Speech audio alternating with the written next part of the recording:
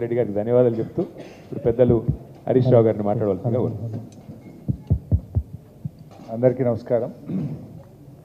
ఇప్పుడే రాష్ట్ర ప్రజలకు కాంగ్రెస్ ఎంత బాకీ పడ్డదో, ఆయా వర్గాలకు ఒక్కొక్క వర్గానికి ఎంత బాకీ పడ్డదో తెలియజేస్తూ బాకీ కార్డును విడుదల చేసుకోవడం జరిగింది. నాడు ఇది అభయహస్తమని బాండ్ పేపర్ల మీద సంతకాలు పెట్టి ఇంటింటికి పంచిన కాంగ్రెస్ పార్టీ ఈరోజు ముఖం చాటేసింది. రాష్ట్ర ప్రజలకు ఇది అభయహస్తం కాదు, అచేతన హస్తం అని తెలియడానికి ఎంతో కాలం పట్టలేదు. ఇది అభయహస్తం కాదు, ఇది అచేతన హస్తం అనే విషయం ప్రజలకు అర్థమైంది. ఆ రోజేమో పోటీలు పడి గాంధీల మాట ఇదని గాంధీ టోపీలు పెట్టి సంతకాలు పెట్టి గ్యారంటీ కార్డులను ఇంటింటికి పంచి ఓట్లు వేసుకొని అధికారంలోకి వచ్చారు. కానీ ఈ గ్యారంటీ కార్డు ఇలా గ్యాసిప్ కార్డు అయిపోయింది. అంతా మోసం, అంతా దగా కార్డుగా తెలిపోయింది. ఆ రోజు అధికారంలోకి వచ్చిన మొదటి క్యాబినెట్లోనే మేము తీర్మానం చేస్తాము, మొదటి శాసనసభలో చట్టబద్ధత తెస్తాము, 100 రోజుల్లో అమలు చేస్తామని హామీలు ఇచ్చారు, నమ్మబలికారు. ఇది సోనియా గాంధీ మాట అన్నారు, ఇది రాహుల్ గాంధీ మాట అన్నారు. రేవంత్ రెడ్డి చెప్తే నమ్ముతారో నమ్మరో అని గాంధీల మాటగా ప్రచారం చేశారు. 100 రోజులు కాదు, ఇలా 700 రోజులైనా కూడా అమలుకు నోచుకోలేదు.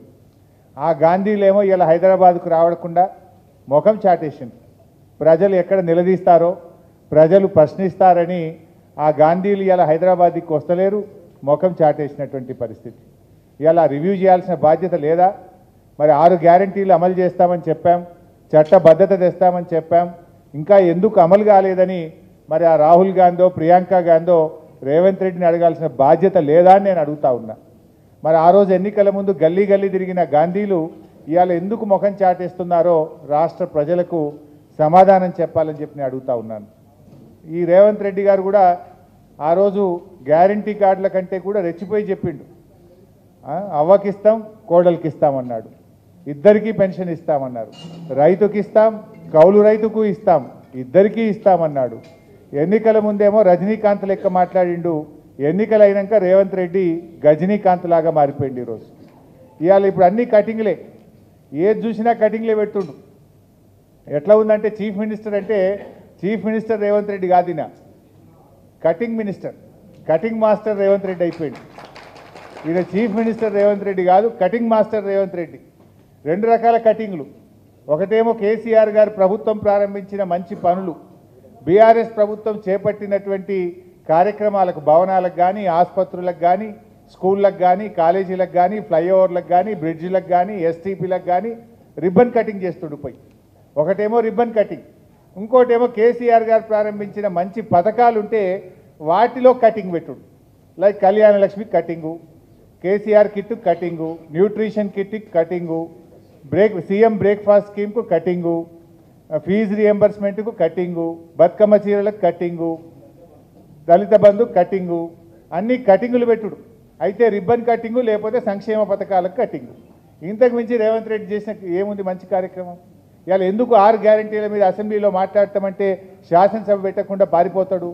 మొన్న అసెంబ్లీ జరిగేటప్పుడు మేము అడిగినాం, 10 రోజులు అసెంబ్లీ పెట్టండి అంటే ఒక్కటే రోజు కాళేశ్వరం మీద పెట్టి బురద జల్లి నెగటివ్గా మమ్మల్ని మాట్లాడనీయకుండా, మాకు మైక్ ఇవ్వకుండా బురద జల్లి పారిపోయింది. నిజంగా నువ్వు అంత మంచిగా చేసేది ఉంటే శాసనసభ పెట్టకుండా ఎందుకు పారిపోతా ఉన్నావు?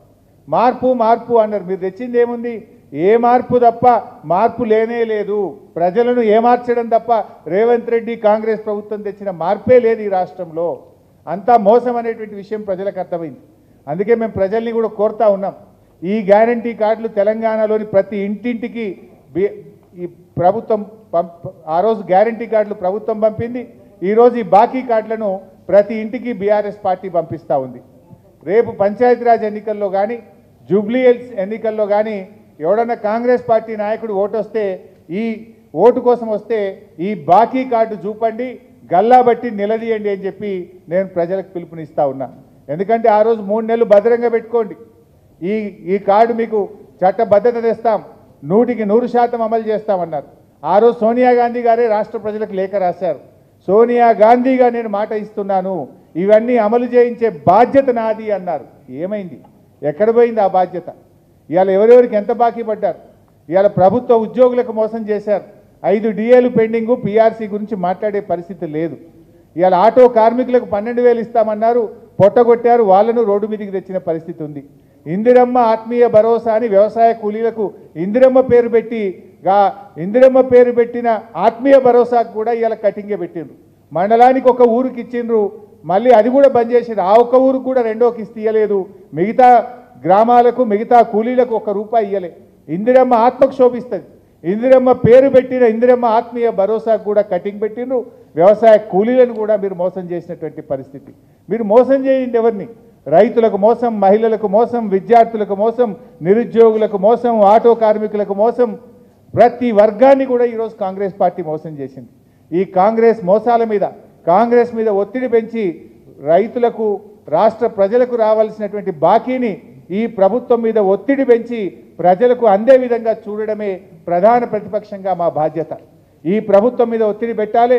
రైతులకు రావాల్సిన డబ్బు, నిరుద్యోగులకు రావాల్సిన ఉద్యోగాలు, మహిళలకు రావాల్సిన తులం బంగారం, మహాలక్ష్మి 2,500 ఇవన్నీ ఆయా వర్గాలకు అందే విధంగా ప్రధాన ప్రతిపక్షంగా ప్రభుత్వం మీద ఒత్తిడి తెచ్చే కార్యక్రమం చేయబోతా ఉన్నాం. ఇవాళ ఈ బాకీ కార్డు విడుదల ఆయా వర్గాలకు కాంగ్రెస్ ఇచ్చిన హామీలు అమలు జరగాలని, కాంగ్రెస్ మెడలు వంచి ఆయా వర్గాలకు రావాల్సిన డబ్బులు ఇప్పియడం కోసం బీఆర్ఎస్ పార్టీ ఈ యొక్క ఉద్యమాన్ని, ఈ బాకీ కార్డు ఉద్యమాన్ని చేపడతా ఉన్నాం. ఈ కార్డు ప్రతి ఇంటికి పంపుతాం. ప్రతి ఇంట్లో కూడా వారికి అర్థమయ్యేటట్టుగా బీఆర్ఎస్ కార్యకర్తలు వివరిస్తారు. దీంతో రేపు కాంగ్రెస్ నాయకుడు పంచాయతీ ఎన్నికల్లో, జూబ్లీహిల్స్ ఎన్నికల్లో వస్తే ప్రజలే మిమ్మల్ని నిలదీస్తారు. గల్లాబట్టి కాంగ్రెస్ నాయకులను అడగాలని, ఇవన్నీ ఇచ్చిన తర్వాతనే కాంగ్రెస్ పార్టీ గల్లీలోకి రావాలని చెప్పి ప్రజలు నిలదీసే రోజులు దగ్గరలో ఉన్నాయి. ఎంతకాలం పోలీసులను పెట్టుకొని చేయలేవు, అక్రమ కేసులు పెట్టి బెదిరిస్తూ ప్రభుత్వాన్ని నడపలేవు. ఇవాళ ప్రజలు ఏ రకంగా తిరగబడుతున్నారో మనం మొన్న బంగ్లాదేశ్లో చూసినాం, నేపాల్లో చూసినాం, శ్రీలంకలో చూసినాం. రేవంత్ రెడ్డి ప్రభుత్వానికి కూడా కాలం దగ్గర పడ్డది. ప్రజలు నిలదీసి తిరగబడే రోజులు దగ్గరలో ఉన్నాయి. ఇవాళ ప్రధాన ప్రతిపక్షంగా ప్రజల పక్షాన ప్రశ్నించడం మా బాధ్యత. మేమేం గొంతమ్మ కోరికలో కొత్త కోరికలు అడుగుతలేం. ఆనాడు బాండ్ పేపర్ మీద ఒకవైపు బట్టి విక్రమార్క, ఒకవైపు రేవంత్ రెడ్డి, మీరిద్దరే సంతకాలు పెట్టి ఇది మా గ్యారంటీ అని కార్డులు పంచారు.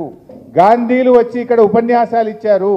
మీరు సంతకాలు పెట్టిన బాండ్ పేపర్ మీద చేసిన దాన్ని 100 రోజుల్లో అమలు చేస్తామన్న దాన్ని ఎప్పుడు అమలు చేస్తారని ప్రధాన ప్రతిపక్షంగా ఈరోజు బీఆర్ఎస్ పార్టీ ప్రశ్నిస్తూ ఉంది. దీనికి మీరు సమాధానం చెప్పాలి. ఇవాళ మీరు ఆ రోజేమో మాకు చాలా అనుభవం ఉంది, డబ్బులు సమీకరిస్తాం, ఎలా సంపాదించాలో, ఎలా ప్రజలకు ఇవ్వాలో మాకు తెలుసని నమ్మబలికారు. ఇవాళ ప్రతిపక్షం మీద బురద జల్లుతూ తప్పించుకోవాలని చూస్తూ ఉన్నారు. ప్రశ్నిస్తే కేసులు పెడతా ఉన్నారు. తప్పించుకోలేరు. మీరు ప్రజలకు ఇచ్చిన హామీలు అమలు చేయాల్సిందే. బాకీలతో సహా చెల్లించాలి. 100 రోజుల్లో అమలు చేస్తామన్నారు. ఇవాళ 700 రోజులైంది. మీరు మొత్తం బకాయితో సహా ఇలా బాకీలు చెల్లించాల్సిన బాధ్యత మీ మీద ఉంది అని వివరిస్తూ ఈరోజు ఇంత మంచి కార్యక్రమాన్ని వర్కింగ్ ప్రెసిడెంట్ కేటీఆర్ గారు ఈ బాకీ కార్డును విడుదల చేస్తూ తెలంగాణ ప్రజల్ని చైతన్యం చేసే ఇంత మంచి కార్యక్రమాన్ని వారు చేపట్టినందుకు వారిని అభినందిస్తూ వారిని మాట్లాడాల్సిందిగా కోరుతున్నాను.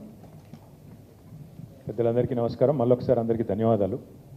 కాంగ్రెస్ మోసమే ఇవాళ తెలంగాణ ప్రజల చేతుల్లో ఒక పాశుపతాస్త్రం. కాంగ్రెస్ చేసిన